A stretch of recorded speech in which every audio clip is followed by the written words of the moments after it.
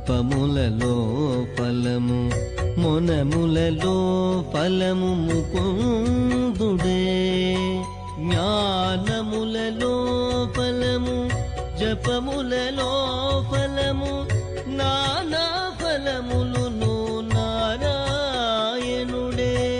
జ్ఞానములలో ఫలము జపములలో ఫలము నానా ఫలములును నారాయణుడే